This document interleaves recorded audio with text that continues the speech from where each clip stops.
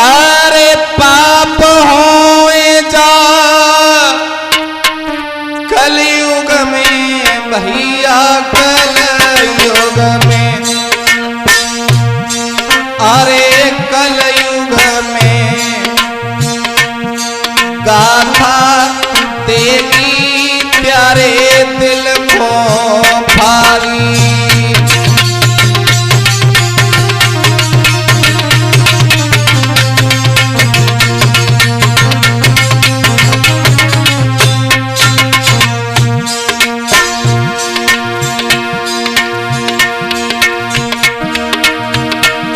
अरे पत्थर धर के सीना पे भैया, सीना पे, अरे घटना सत्य सुनो नर नारी।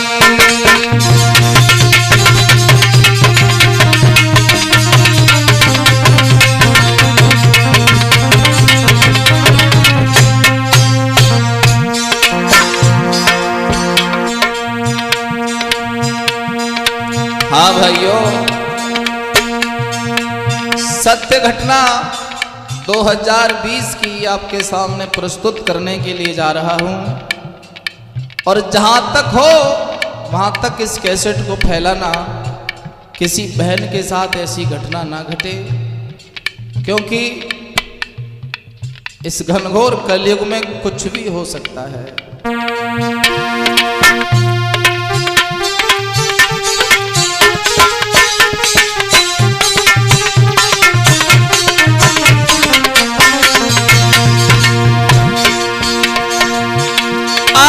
कलकत्ता की एक बेटी है, अरे बा को नाम हम रहे छिपाए, अरे भारी पाप होवे भारत में, आगे भारत रहे सुनाई।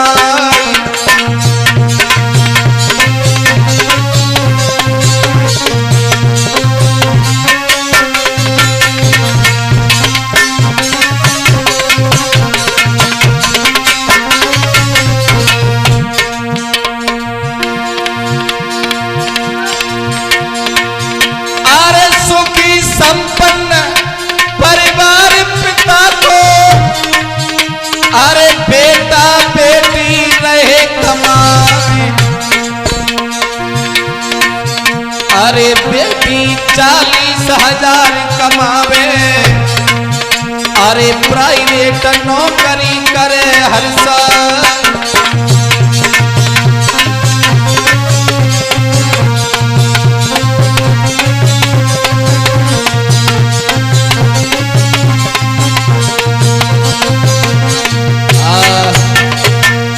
हाँ साथियों, एक बहुत ही विलक्षण कहानी जो सत्य घटना पर आधारित है, मैंने बहन का नाम छुपाया है। आइए, सोशल मीडिया पे आप लोगों ने पहले भी सुन रखा होगा, अगर नहीं सुना है तो इस कहानी को ज़रूर फॉरवर्ड करें, लोगों तक पहुंचाएं, जागृति बढ़ाएं।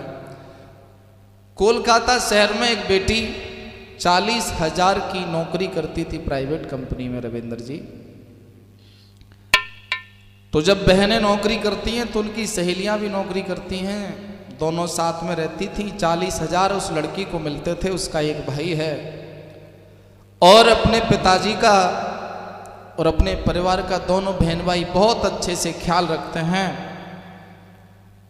तभी एक दिन एक सहेली ने उस लड़की से एक बात कही, बहन जो 40,000 कमाती है उससे, कि मेरे लिए दिल्ली से एक ऑफर आया है नौकरी का और 1 लाख रुपया सैलरी है, तो जिंदगी में पैसा और सम्मान किसी को बुरा नहीं लगता है। तो वो लड़की बोली कि तुम जा क्यों नहीं रही हैं? तो उस लड़की ने कहा, बहन तुझे 40,000 मिलते हैं, मुझे भी 40,000 मिलते हैं, लेकिन मैं इसलिए नहीं जा रही हूँ कि मेरे घर वाले इजाज़त नहीं दे रहे।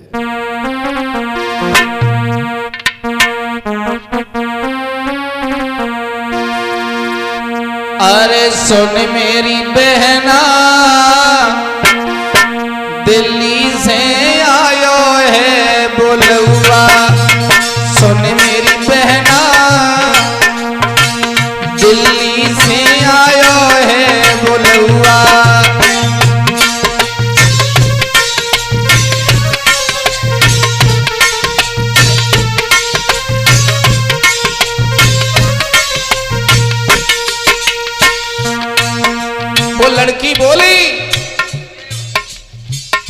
तेरा भाई भी नौकरी करता है, तू भी करती है, मेरे तो घर में भाई ही नहीं है, मैं ही अकेली हूं, मैं दिल्ली नहीं जा सकती हूं, कोलकाता से दिल्ली बहुत दूर है।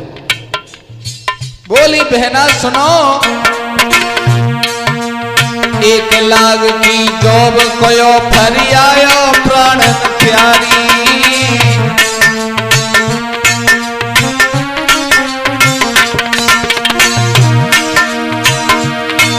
अरे मेरे भाग्य में ना है नौकरी, हरे लड़ रहे हैं परिवारी।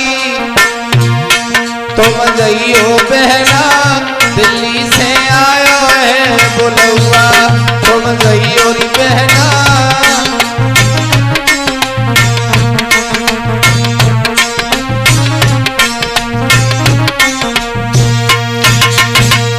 उस लड़की ने अपने पिता से, अपने भाई से कहा, भैया 40,000 मिलता है, 1 लाख की नौकरी का ऑफर दिल्ली से आया है। पिता ने पूछा, पुत्री कौन सी जगह जा रही हैं? बोले, पिताजी ऑनलाइन बुलावा आया है और वैकेंसी है एक जगह, 1 लाख रुपया मिलेगा मुझे, मैं जा रही हूँ। तो हर माँ बाप कोई नहीं चाहता है कि हमारे बच्चे हमसे दूर प्रदेश में जाएं, लेकिन घर के हालात थे ऐसे। वो बेटी बहुत देखने में सुंदर थी रविंद्र, और वो समय उचित पा करके अरे करके ट्रेन को सफर रे वो दिल्ली गई है आई।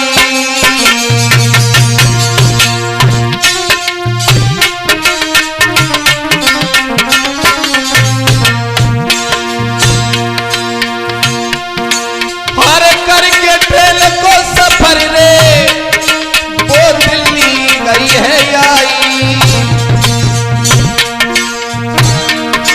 हर गई पते पे आई रे, और गई पते पे आई रे, तनगनाई घबराई।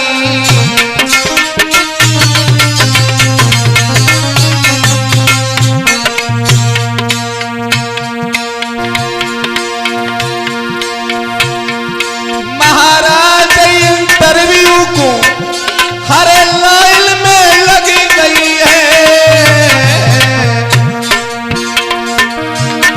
अरे एक टोकराने चाय बहन को चाय पिलाए गई है।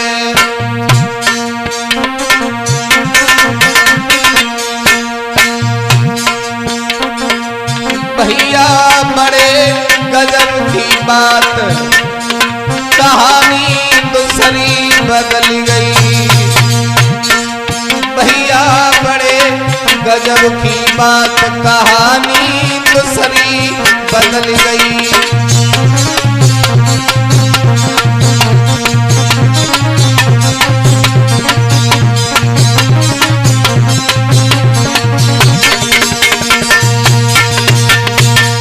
लड़की सही पते पर पहुंची है। और श्रोताओं, कोलकाता से दिल्ली पहुंचने के बाद भी बेटी हारी नहीं, क्योंकि उसके कुछ सपने थे कि मैं अपने माता पिता को बहुत खुश रखूंगी, छोटा भाई है उसे भी खुश रखूंगी। और इंटरव्यू के लिए वो लाइन में लगी, तब तक एक डोकर आए हैं बुजुर्ग, उन्होंने उस बेटी को चाय पिलाई, और उस बेटी ने रविंद्र जी चाय पी भी ली। क्योंकि किस पे भरोसा किया जाए, कोई जवान होता तो भरोसा नहीं करती। बुजुर्ग व्यक्ति ने चाय पिलाई, चाय पीने के बाद वो बेटी बेहोश हो गई। उसे 15 घंटे बाद होश आता है, और वो किस जगह पर मौजूद थी कि एक आता है और 10 जाते हैं, और बेटी की इज्जत लूटी गए।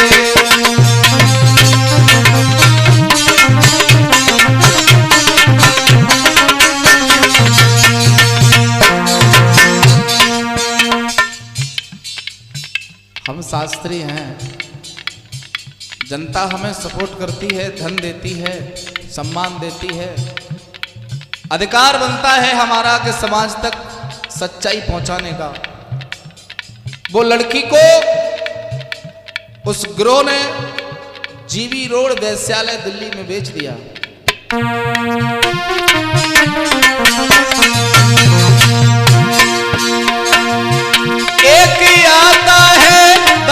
लगाते हैं के बेटी की इज्जत लूट रे।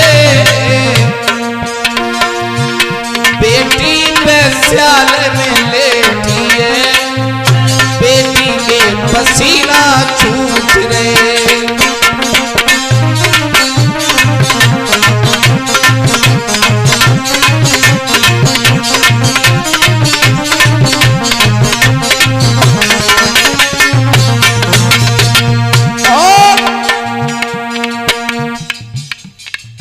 उस बेटी को ऐसा नशीला पदार्थ खिलाया है कि उसके हाथ पैर चलते नहीं हैं।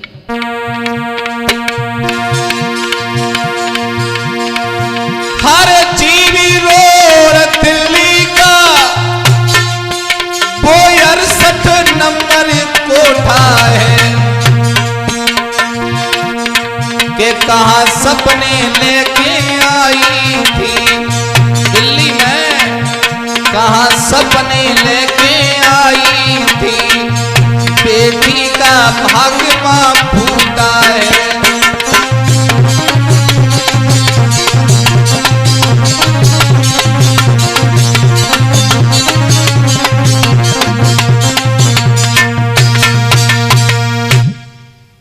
एक महीना जब गुजर गया, घर वालों से कोई संपर्क नहीं है। बेटी बहुत पढ़ी लिखी थी, लोग उसे भेड़ियों की तरह नोचते हैं। और लड़की को जब ये मालूम पड़ गया कि यहाँ से अब जिंदगी में मैं निकल नहीं सकती हूँ, तो जो भी वहाँ ग्राहक आते हैं, वहाँ बेस्याँ रहती हैं रविंद्र, जीवी रोड दिल्ली में। एक ग्राहक के पैर पूजे हैं उस लड़की ने। एक बात कही, महाराज आप जैसे खुश होना चाहो मुझसे हो जाइए, लेकिन एक मेरी मदद कर दीजिए। वो क्या? कि आप इस नंबर पर मेरे घर फोन कर देना, कोई ना कोई मुझे लेने जरूर आएगा।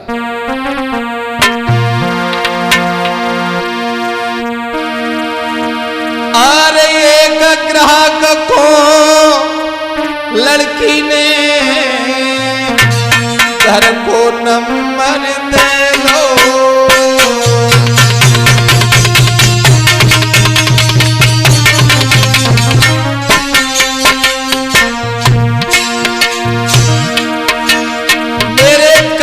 घर पे कॉल रे,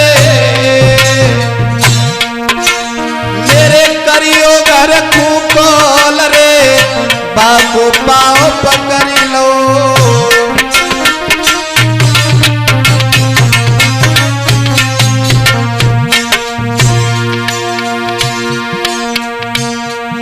महाराज ग्राहक जब अपने घर आयो, अरे बनी बेस्या लड़की पे बाई तरस आयो।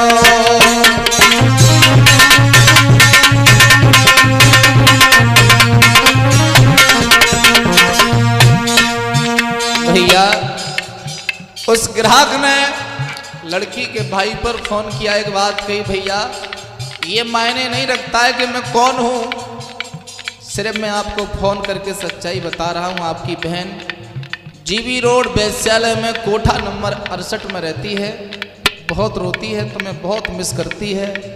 आप चाहते हो बचाना तो अपनी बहन को बचा लो।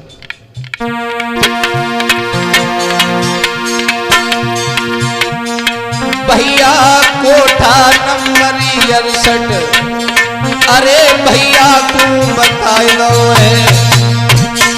भैया कोठा नंबर 68, अरे भैया को बता दो है।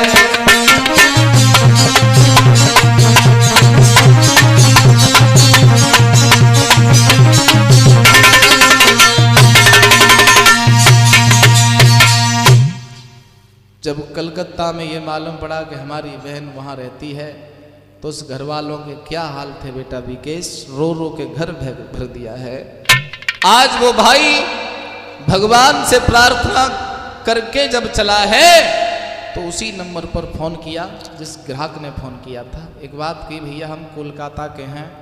तो उस ग्राहक ने भी कहा, भैया मैं भी कोलकाता का हूँ, मैं तुम्हारी इतनी ही हेल्प कर सकता हूँ, आप मुझसे मिल लो, फिर मैं आपको वहाँ की सारी सिचुएशन बता सकता हूँ। बोले मिलिए। एक गोपनीय जगह पर दोनों लोग मिले और वो अपनी बहन की याद करके दिल्ली में जाके रो रहा है।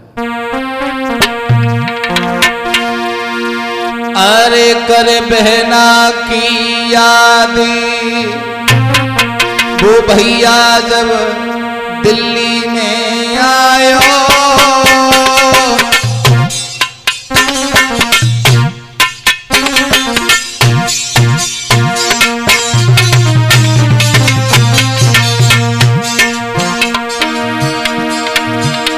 अरे कर बहना की याद वो भैया जब दिल्ली आयो, के मेरी बहना सीता जैसी किनने बागों फसवायो।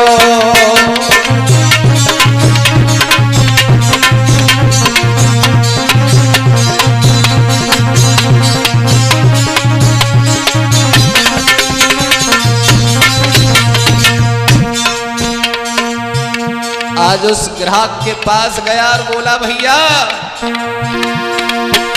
अरे करो ग्राहक पे फोन के भैया मुझसे मिल लियो, अरे कैसे छूटेगी बहन मेरी भैया रहा बताए दियो।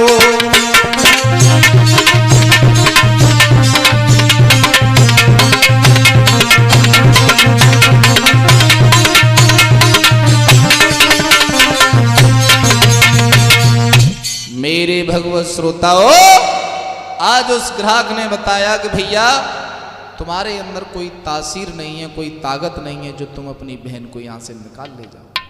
बस इतना कर सकते हो कि आप दर्शन कर लो अपनी बहन के। बोले कोई उपाय है ही नहीं? बोले कोई उपाय नहीं। घोर कलयुग चल रहा है। एक अच्छी बेटी को, चरित्रवान बेटी को कैसे करके लोगों ने षड्यंत्र में फंसाया है। भक्तों, आज वो भाई पूछने लगा कि बहन से मिलूंगा कैसे मैं? बोले तुम्हें ग्राहक बनना पड़ेगा। वहां लोग अपनी जवानी की हवस में डाले जाते हैं, तुम भी जाओ। और लड़कियां दिखाई जाती हैं, लड़कियों को फेल करते रहना जब तक तुम्हारी बहन तुम्हें दिखाई न जाए। हुआ भी यही भक्तों। अरे भैया बेस्याले में आयो,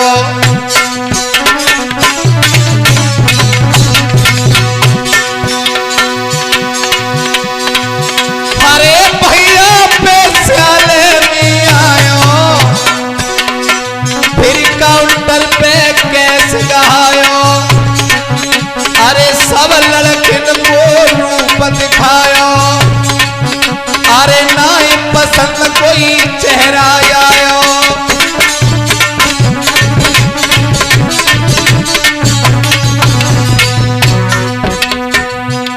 लड़का को लड़की दिखाई जाती है, बोल भाई मना कर देता है कि इनमें कोई पसंद नहीं है। तभी एक मोटी सी औरत ने कहा कि बंगालिन को बुलाओ, बड़ी सुंदर है। और जैसे ही बंगालिन आई,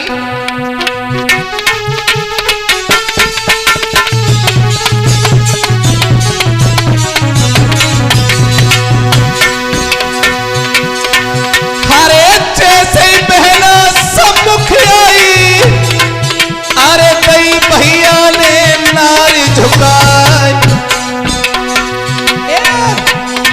यही लड़की हमको चाहिए भैया, जा से दियो मिलवा।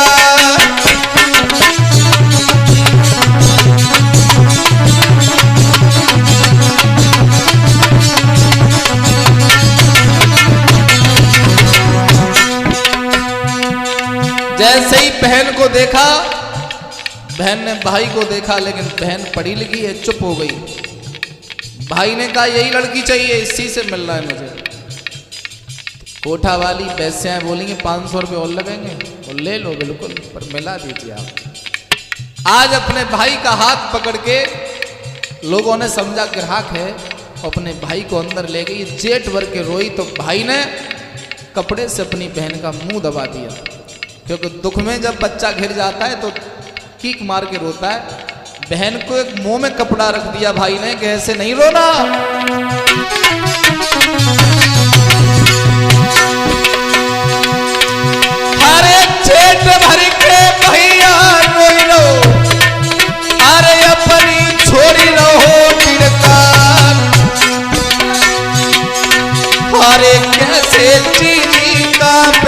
हंस गई वो अपने कतई हो बता।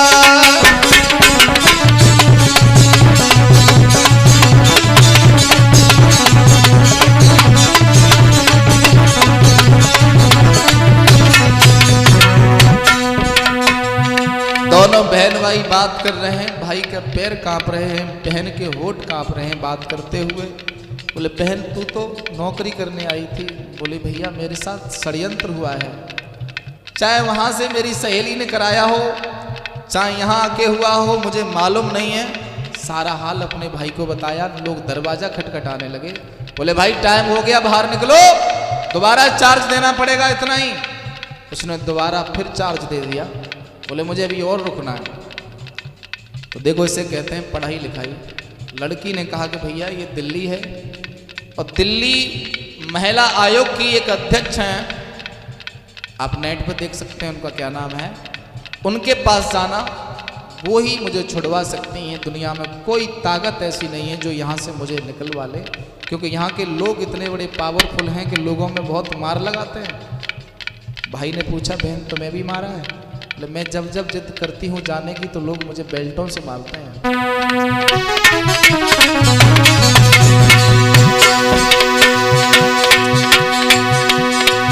अरे दर दर दर दर भैया भटके, अरे दिल्ली में रोज गवा, अरे महिला आयोग की अध्यक्ष से अरे भैया मिल गो पैर पखार।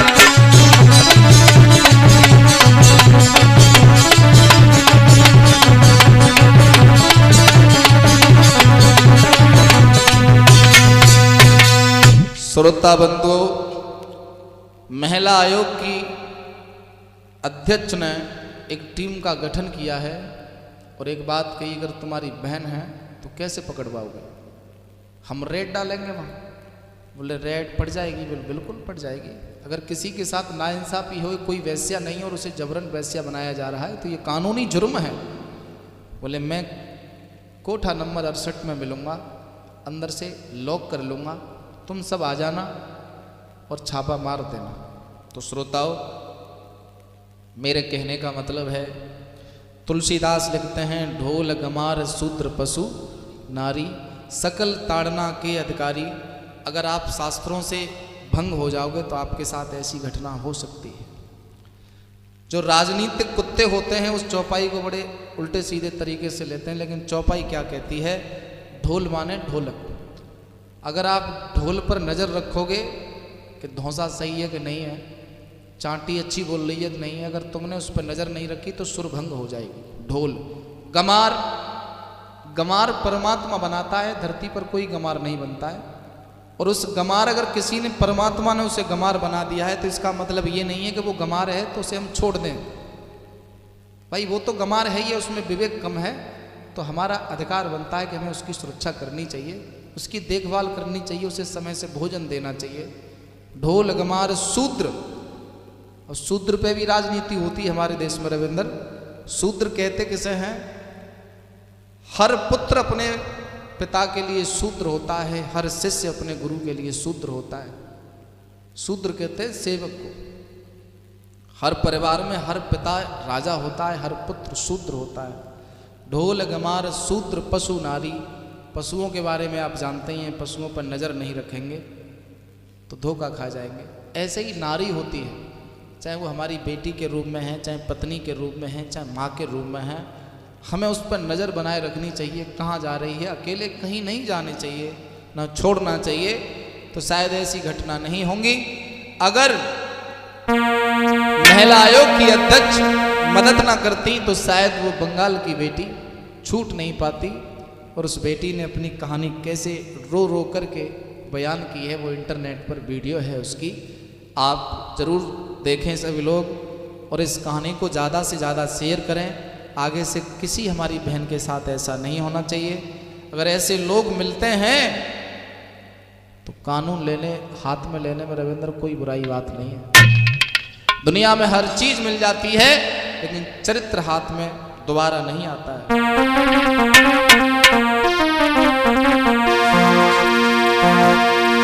अरे बहुत बुरे आसार बनते जा रहे, अरे नेता सब खूंखार बनते जा रहे।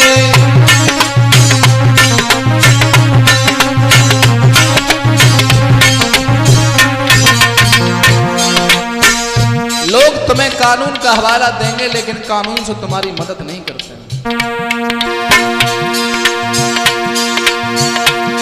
अरे कहाँ गया वो प्यार मेरे देश का,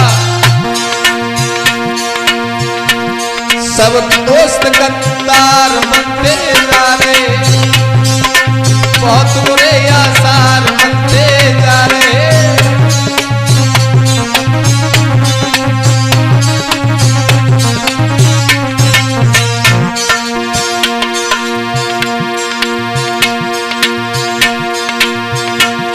अब कोई किसी को प्यारा नहीं, क्यों? अब रात दिन हथियार बनते जा रहे, बहुत बुरे आसार बनते जा रहे। अब नेता ये खूंखार बनते जा रहे।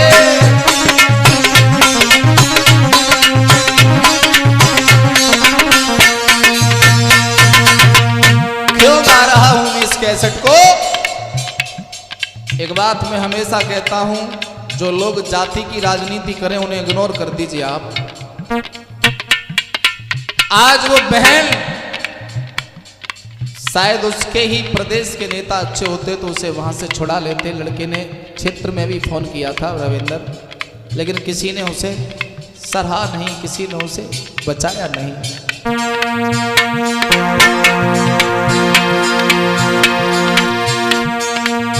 अरे कई हिंदू मत जात पात डारो,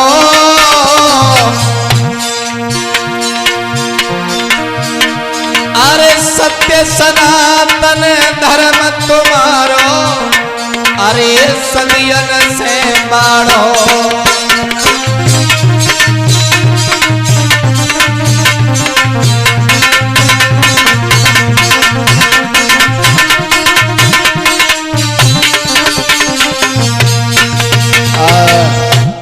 मेरे भैया, जहां तक मेरे पास ये कहानी आई मैंने आपके सामने पेश की है, क्षमा करें। वैसे हमारा चैनल भगवान की पावन कथाएं कहानियों का है। आज ये एक बहुत ही सच्ची घटना आप तक पेश की, अगर कोई गलती हो तो क्षमा करना।